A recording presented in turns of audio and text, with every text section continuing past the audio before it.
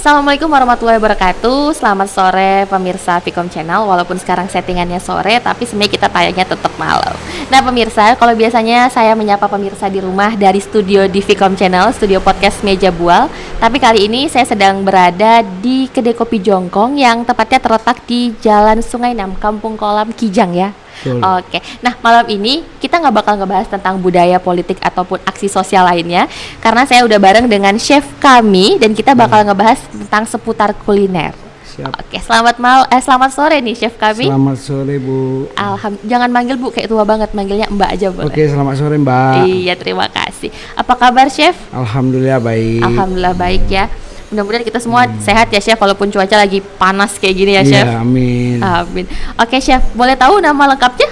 Nama lengkap saya Kamirullah, tapi saya biasa dipanggil Kami. Chef Kami. Teman-teman semua pada manggil chef Kami. Chef Kami. Iya. Oke, berarti chef Kami ini adalah milik kita bersama gitu ya, Amin. karena chef kami gitu ya. ya. Benar Pak. Oke, chef. Jadi tadi sebelumnya kita udah ngobrol-ngobrol juga bahwa ternyata chef Kami ini bukan sembarang chef. Chef ini ternyata udah banyak pergi ke sana ke sini ke berbagai negara buat menunjukkan aksi memasak ya gitu ya, chef. Betul. Oke. Mungkin boleh diceritain chef, chef udah berapa lama sih menggeluti dunia kuliner ini? Oke, saya sudah bergerak sekitar 25 tahun di dunia kuliner dan berbagai macam masakan sudah saya coba, saya praktekin, ada juga saya jual. Alhamdulillah, itulah ilmu yang saya jalanin selama ini. Jadi semuanya sih tidak tidak juga jauh dari usaha dan doa. Jangan lupa usaha dan doa sama Allah, itu aja. Iya benar. Oke, terus berarti udah ke negara mana aja chef selain Indonesia sendiri? Mungkin beberapa kota di Indonesia udah, terus negara-negara lainnya di mana? Oke, untuk di luar saya sudah menjalani di Malaysia, Singapura, terus Thailand, terus saya pernah ke Great China, terus masuk ke Jepang. Habis dari Jepang saya masuk ke Afrika Utara. Saya ada beberapa tahun di Maroko, terus kemudian sempat juga ke beberapa negara di Eropa, terus saya balik lagi ke Asia Tengah, itu sempat juga di Teheran, Oman, terus balik lagi ke Jepang, baru saya terakhir ke Indonesia. Terakhir di Indonesia ini, beberapa tahun ini di Indonesia ini saya jalan ke Jakarta, Bali, Lombok, Kalimantan ada, terakhir di Batam, dan sekarang saya stay di Kijang, kampung halaman ya. Kampung halaman. Berarti ini namanya kembali ke kampung halaman. Iya, seperti itulah Bu. Iya. Oke chef. Nah jadi kan tadi udah banyak negara nih chef. Dulunya sekolahnya gimana chef gitu? Awal sekolah itu setelah tamat SMA, saya ke Jogja untuk memulai menuntut ilmu dunia kuliner. Aslinya bukan dunia kuliner yang mata pelajaran atau mata kuliah saya, tapi saya mempelajari sistem atau manajemen perhotelan itu sendiri. Oh, berarti justru dulu tuh awalnya sebenarnya perhotelan. Iya. Oh, bukan di tata boganya. Bukan. Oh. Jadi saya sempat on the job training, mengikuti on the job training di Hotel Ambarukmo, Panghegar Bandung, terus Hotel Indonesia dulu, sekarang jadi Kempinski ya. Iya. Itu saya tidak ada trainingnya, bukan di dapur, bukan di kitchen, tapi di front office, di housekeeping, atau di apa ya namanya istilah Indonesia itu, di accountingnya gitu loh, accounting di bank, di traffic, begitu. Terus sampai akhirnya jadi chef, jadi belajar kuliner gimana chef? Itulah yang ditunjukkan Tuhan tadi itu ketika saya melamar ke ketika saya mulai memasuki dunia kerja. Saya melamar pekerjaan di Club Med, awalnya di Lagoy. Terus mereka tidak mempunyai ruang pekerjaan untuk di bidang on the job training saya tadi, di pengalaman training. Mereka menawarkan saya di dapur. Ya mau nggak mau saya seperti banting setir atau berpikir keras lah. Bagaimana caranya biar bisa dapat pekerjaan Iya. gitu ya, Chef? Jadi hampir 1 tahun itu kalau boleh saya bilang, Struggling banget. iya struggling, bukannya hampir setiap hari saya nangis. Kenapa? Ya itu saya harus ngapalin menu, saya harus ngapalin nama-nama bumbu, dan itu bukan pakai bahasa Indonesia tapi pakai bahasa Perancis. Oh, nangisnya karena pakai bahasa Perancis. Itu ya juga. Terus saya nggak mengetahui, sama sekali saya buta. Tapi memang hobi saya itu di masak-masak. Maksudnya itu di rumah saya sering bantu orang tua saya masak. Nah, ya benar nih. Ini kita harus tahu dulu nih latar belakang kok bisa jadi suka masak-masak tuh gimana? Nah, jadi begitulah, karena hobi tadi, hobi ini harus menjadi sesuatu yang menghasilkan buat saya. Aslinya seperti itu. Jadi walaupun itu dunia baru, saya harus rajin dan tekun dalam menjalankan suatu pekerjaan itu. Ya alhamdulillah sampai sekarang bukan menjadi beban, tapi itulah yang menjadi hobi. Jadi rahmat ya? Menjadi rahmat. Apapun yang saya lakukan, apapun yang saya perbuat, ya kalau saya seperti saat ini, ketika seseorang atau menawarkan pekerjaan, mereka bilang, "Bapak bisa masak apa?" Saya bilang, "Apapun yang ada di sini saya bisa jadikan makanan." Jadi itulah dia yang saya dapat sekarang, ilmunya seperti itu. Oke, tapi kalau misalnya menu andalannya chef kami itu apa sih? Saya menu andalan saya itu di Japanese Oh, food. Japanese. Japanese ya asli. Bikin apa? Bikin ramen berarti ya, chef? Ramen, sushi, sashimi, apa lagi, tempura, Oh iya. atau takoyaki, teppanyaki. Oke, chef. Jadi tapi kan kalau misalnya di Tanjung Pinang sendiri itu Bintan lah ya maksudnya, chef. Kita Iya. masih kesulitan nggak sih buat mencari bahan-bahan baku untuk membuat Japanese food itu? Untuk saat sekarang udah gampang sekali, karena beberapa hotel di sini kan termasuk ini Bu, dunia pariwisata. Kita punya Lagoy, kita punya Batam. Jadi Linknya ya? link untuk link supplier itu kita bisa dapatkan dengan gampang. Zaman sekarang gini ya. saat Terus atau ini. mungkin bisa beli online juga ya? Ya bisa beli online juga. Oke, chef. Nah, berarti chef paling lama sebelum ini kan di Jepang ya? Iya benar. Apa sih suka duka kerja di rantauan? Apalagi kan urusannya nih kuliner lagi gitu, chef. Oke, yang pertama itu kita harus berani berkorban perasaan. Karena harus berpisah sama keluarga. Oh iya benar sih. Terus memasuki budaya baru seperti apa, dan kita masuk ke daerah bukan remote control tapi mereka selalu mengikuti peraturan yang ada. Bahkan itu bisa dibilang Jepang itu negara terbersih dan negara yang tidak pernah ada korup, sepeser pun mereka tidak ada itu. Jadi di dunia kulinernya juga kebersihan kita jaga. Kebersihan itu nomor 1 sama mereka gitu loh. Kalau bekerja ya memang kerja, jadi kita tidak ada waktu main-main. Keseriusan kita memang benar-benar di situ, dan orang Jepang itu maunya 1 bersih, yang kedua cepat, yang ketiga cantik atau Platingnya. Platingnya itu artsnya itu harus ada. Seperti itu. Dan saya malah menyukai itu loh. Menyukai Sesuatu teknik-teknik yang plating cantik, itu. Oh, gitu. iya. Jadi harus terlihat dalam satu platingan makanan itu, kita sudah tahu ini makanan kalau udah cantik pasti enak. Begitu. Apalagi bersih kan. Iya, Seperti itu. Berarti chef dari perjalanan sekian negara, terus tahu-tahu pandemi ya chef, harus Iya. pulang ke Indonesia. Betul. Terus sekarang chef ini menjadi chefnya di kedai kopi Jongkong. Itu Betul. gimana ceritanya chef? Jadi ceritanya memang Tuhan yang mempertemukan. Saya hanya berdoa pada Tuhan, ya orang baik pasti ketemu orang baik, dan saya ketemu Pak Along atau pemilik lahan atau termasuk owner di sini menawarkan pekerjaan ini kepada saya dengan syarat harus bisa membantu orang, dan itu saya pikir satu misi dengan saya, karena setelah saya menimba ilmu di seluruh dunia, saya harus membagi-bagikan juga atau share kepada anak-anak muda sekarang yang biasa main game apa itu kan, mending kita buat kegiatan lebih menghasilkan uang. Begitu, Bu. Oke. Nah terus kalau misalnya sekarang di kedai kopi Jongkong sendiri apa sih menu andalannya chef?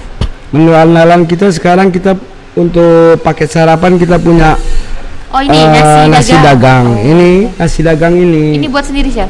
Iya, kita ini asli kita buat dari lokal punya dan boleh coba kita punya menu dari ikan tongkol dengan bilis tempe. Okay. Jadi ini tidak sama dengan nasi uduk atau apa, tapi ini memang ini yang disebut nasi dagang. Kenapa disebut nasi dagang chef? Ceritanya tuh apa chef tahu? Kalau sejarahnya itu nasi dagang ini maksudnya itu dia kita jual dengan harga yang murah untuk para pekerja-pekerja yang di sini, karena pada saat itu kan penghasilan kita di sini kan kurang, jadi dan untuk memanfaatkan penghasilan dari seafood makanya kita campurkan ke nasi. Kebudayaan di sini kan begitu. Iya, oke. Terus kalau ini chef ada apa chef? Mocktail. Ini ada mocktail. Ini mocktail dari sirup atau buah-buahan, dan ini namanya mocktail rainbow, dan ini strawberry blue ocean. Oke, ini chef nih yang bikin ya berarti ya? Ya, ini saya dibantu sama teman saya tuh Cece Alang di sini untuk menyajikan minuman ini sama teman-teman. Boleh dicoba? Iya. Jadi chef, ini berarti kan mocktail. Terus apa bedanya sama koktail chef? Koktail sebagian orang mengira koktail itu mengandung alkohol. Memang benar, tapi koktail itu sebenarnya juga kita bisa buat pakai alkohol. Nggak selalu pakai alkohol begitu. Jadi intinya tuh koktail itu biasanya atau mocktail ini biasanya kita hidangkan pada saat waktu mau makan siang atau waktu mau makan malam dengan snack kecil yang bernamakan AP itu. Nah, kita sediakan dengan itu. Ya, seger chef. Udah dicoba, Mbak? Udah coba. Berarti ini juga sebenarnya kita bisa bikin di rumah ya chef ya, nggak terlalu susah ya? Ya, ini gampang sekali. Nanti kalau mau resepnya kita kasih. Nggak usah, kita ke kedai kopi Jonggong aja kalau mau minum mocktail gitu ya. Iya, bagus datang kemari. Kita sediakan dengan harga yang sangat terjangkau sekali loh. Iya, kalau saya lihat di menu cuma 15.000 chef. Oke lah buat minum-minum sore gitu ya chef ya. Sambil dan kita juga menyediakan karaoke di terus program kedepannya movie, nonton bola bareng. Iya, jadi kalau saya lihat-lihat tadi di outdoor itu mau buka lahan lagi gitu chef. Itu mau bikin apa Japanese food di sini? Oh ya, di sebelah kita kedepannya kita buka khusus Japanese food, karena di sini kita sudah buka setengah Nusantara, setengah Chinese food. Jadi di sini ada dimsum dan di sebelah ada Japanese food seperti sushi, ramen, ya jenis-jenis makanan Jepang dengan harga terjangkau. Jadi kita punya moto itu makanan kaki lima, makanan bintang 5, harga kaki 5. Ya, soalnya kan kalau makanan Jepang tuh apa ya, ciri khasnya tuh mahal chef. Betul. Ya kan, kadang-kadang kalau kayak kita makan di restoran aja satu mangkok ramen itu bisa 50.000, 60.000 kan, kayaknya kalau makan sekeluarga udah berapa ratus ribu chef berarti ya. Jadi nanti chef kami akan menyajikan menu Japanese food tapi dengan ramah di kantong. Iya benar. Ramen kita bisa dapatkan dengan harga 20.000 aja di sini. Satu mangkok ramen? Iya. Katsu, ayam katsu kita cuma jual 20.000. Itu khusus, nanti edisionalnya ada nasi. Itu cuma nambah 5.000 doang. Ya, ini orang Indonesia banget ya chef. Apapun makanan harus ada nasinya. Betul. Jadi kita tetap memberikan nasi itu, tapi hitungannya edisional. Iya, tapi kan kalau orang Jepang memang makan nasi ya chef. Benar. Cuma nasinya lebih pulen gitu ya biasanya chef. Betul, itu nasinya nigiri namanya itu ya. Nigiri, iya. Oke chef. Terus juga kalau misalnya mau cerita-cerita juga nih chef, mungkin banyak di luar sana yang hobi masak. Cuman mungkin kadang-kadang kan identiknya tuh sekolah chef tuh mahal gitu chef. Oh iya. Iya kan chef? Benar. Kadang karena saya punya pengalaman kayak ada saudara itu kayak pisaunya aja udah sekian harganya. Gitu, Benar, Chef. Bener kan ya, itu Chef? benar Nah, itu sekali. gimana sih, Chef gitu? Sebenarnya kita juga menawarkan kepada siapa aja, terkhusus kepada kaum muda, kalau mau training atau belajar masak, di sini kita siap menerima, siap mengajarkan, siap mentrainingkan semua untuk terjun di dunia kuliner. Ya, saya siap membimbing menjadi seorang chef juga seperti, dan saya akan membagi-bagikan pengalaman saya yang ada. Jadi jangan takut atau jangan grogi dulu, karena kebiasaan kita nonton di TV itu ada Chef Juna, galak gitu. Chef Arnold. Iya, itu udah menjadi tipe kita begitu. Tapi hasilnya coba lihat ke depan seperti apa. Tapi kan biasanya memang chef-chef itu kalau misalnya kayak di hot kitchen tuh mereka kayak kerja set gitu, kayak harus buru-buru, kayak galak, kalau salah pasti marah gitu kan, Chef? Iya, itulah ketepatan dan kecepatan itu memang sangat, kita harus fokus. Karena ketika salah sedikit aja itu rasanya langsung berbeda gitu loh, langsung berbeda di lidah. Pasti itu, dan itu yang kita jaga. Kenapa chef-chef itu pada fokus di situ atau mengikuti semua jalannya, apa namanya itu, Resepnya.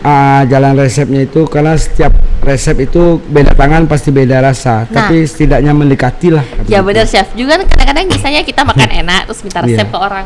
Kenapa walaupun resepnya sama, caranya tuh kayaknya udah hampir sama, tapi kenapa rasanya tetap beda, Chef? Ya itu Air tangan. air tangan bisa jadi juga. Tapi setidaknya mendekati lah. Nah, begitu mendekati dengan rasa resep tadi. Setidaknya di lidah itu tidak ada rasa yang aneh. Tapi ketika kalau kita mencoba suatu makanan yang belum pernah kita coba, pasti di lidah kita aneh dong. Iya benar. Itu wajar, dan itulah tugas chef untuk menjelaskan. Dia pakai ini, dia pakai bumbu apa, dia seperti apa. Itu tugas chef, itu menjelaskan sesuatu yang baru kepada seseorang yang baru mencoba menu barunya tadi gitu. Oke, nah tapi kalau chef kami sendiri kan udah banyak nih pengalamannya, mungkin udah nggak hitung lah berapa banyak kali memasak gitu ya, Chef. Apakah lagi masak itu masih pakai misalnya garam 1 sendok teh, masih pakai takaran gitu nggak, Chef? Maksudnya punya pakemnya gitu? Kalau Atau kayak saya pakai feeling? kalau dulu belajarnya ya, tapi karena faktor kebiasaan ya, setiap biasa, jadi nggak perlu dirasa, saya udah tahu rasa begitu loh. Dan terus terang waktu saya di Jepang itu ujian saya yang paling terberat itu, saya malah dapat ujian itu masak masakan Cina. Sementara saya ini Muslim loh. Iya benar. Jadi saya masak khusus, kebanyakan itu menu kita dari pork atau babi lah, daging babi. Tapi saya bisa masak. Bahkan saya dapat 1 sertifikat dari Taiwan, negara Taiwan. Saya termasuk orang yang bisa masak dibanding ibu-ibu rumah tangga yang Ada di Taiwannya sendiri. Tapi itu gimana nyobain ya, Chef? Kan kita nggak boleh makan gitu, Chef. Iya, jadi saya punya trik sendiri. Jadi sebelum saya masak daging babi ini, saya masak sausnya dulu. Dan di waktu proses cooking methodnya itu, bagaimana caranya kita tahu ini bisa pas apa enggak? Ya, itu bermain dengan feeling. Jadi faktor kebiasaan tadi. Setelah kita rasain ini kan sausnya ini halal nih. Saya cobain, baru kita campurkan ke dagingnya tadi, baru kita masaknya lagi, bisa direbus dulu atau bisa di bake dulu atau di oven atau di grill. Jadi itu tinggal siram saus, itu udah jadi. Oh gitu. Jadi yang penting kita udah tahu rasa sausnya ini, berarti kalau udah enak pastilah. Oke, Chef. Nah, terus tadi kita udah ngobrolin makanan, terus juga ngomongin mocktail. Kalau misalnya Tanjung Pinang ini, kan kita nih identiknya sama ngopi, Chef. Iya. Mau pergi mana? Pergi ngopi. Walaupun sebenarnya diminum teh obeng, tapi pun cakapnya pergi ngopi. Nah, Chef, jadi kan biasanya kita di Tanjung Pinang, Kepulauan Riau lah ya, identiknya tuh sama ngopi. Tuh. Sikit-sikit mau kemana? Mau pergi ngopi. Walaupun sebenarnya diminum itu adalah teh obeng. Betul. Jadi kalau misalnya kopi pun chef, kita ini cocok-cocokan chef, ya kan? Iya. Kadang-kadang di kedai kopi ini tak sedap lah, tak usah lah ke situ, kopinya Iya. tak sedap. Nah tapi Betul, udah betul. kita coba nih kedai-kedai kopi Jongkong sedap kopinya. Macam mana tuh chef? Apa ya? Tak usah buka rahasia dapur lah, tapi trik-triknya chef bikin kopi yang enak, at least buat minum di rumah lah. Kalau di trik chef itu kita tetap pakai ukuran. Oh, pakai Jadi kita punya Ini ya. timbangan kecil itu yang biasa kalau Mbak tuh nimbang atau beli emas tuh ditimbang Oh, itu. iya. Nah, kita pakai timbangan itu. pakai timbangan. jadi berapa gram. Ah, itu kita tahu itu rasanya berapa. Mendingan teman-teman datang kemari, Iya, benar. cobain. Kita istilah kita punya di sini pok 1, pok 2, pok 3. Itu apa chef? Nah, jadi pok kau juga ada. Jadi pok kau itu ketebalan ya. tebalannya sampai ketipisannya di situ. Jadi ketika teman-teman datang kemari, tinggal order sama waiter. Oh, saya pengen coba kopi pok 1 atau pok kau 2. Begitu. Oke. Nah, kita sudah tahu itu. Oke. Berarti jangan lupa nih buat pemirsa di rumah Iya. yang mau nyobain kopi, Iya. kedai kopi Jongkong buatannya Sip. chef kami bisa langsung datang ke sini. Iya. Buka dari jam berapa chef? Kita buka dari jam 8 sampai jam 10. Itu jam 10 kita sudah close order. Cuman kita punya acara di outdoor, kita punya acara karaoke, Live music. Nah, itu sampai jam 11. Tapi untuk orderan close makanan dan minuman kita close order. Tapi kalau teman-teman maksa juga tetap kita layanin, kita kasih batas waktu sampai setengah jam ke depan. Oke, tapi jangan lupa tiap malam nak memaksa ya chef ya. Sip, itu dia. Oke, kalau gitu kami tunggu loh chef. Ini nextnya apa? Japanese food Siap. ala chef kami. Untuk Japanese food kedepannya insya Allah paling lama akhir bulan kita udah siap, Akhir udah bulan ready. Juli ini ya. Dan kita akan promokan ke Instagram kita. Jadi teman-teman boleh ikutin Follow Instagram kita di Kedai Kopi Jongkong @kedaikopijongkong. Nanti semua program, semua acara atau program yang ada di sini kita launching di situ. Oke chef, terima kasih banyak chef atas Ya. sharing-sharingnya. Terima kasih. Nanti abis ini baru saya mau nanyain resep gitu ya. Siap. Oh, iya. Oke chef, terima kasih. Oke pemirsa, itu aja obrolan kita bareng chef kami. Sekarang chef kami ada di Kedai Kopi Jongkong yang terletak di Jalan Sungai 6 Kampung Kolam Kijang Bintan. Sampai ketemu di episode selanjutnya. Wassalamualaikum warahmatullahi wabarakatuh. Waalaikumsalam.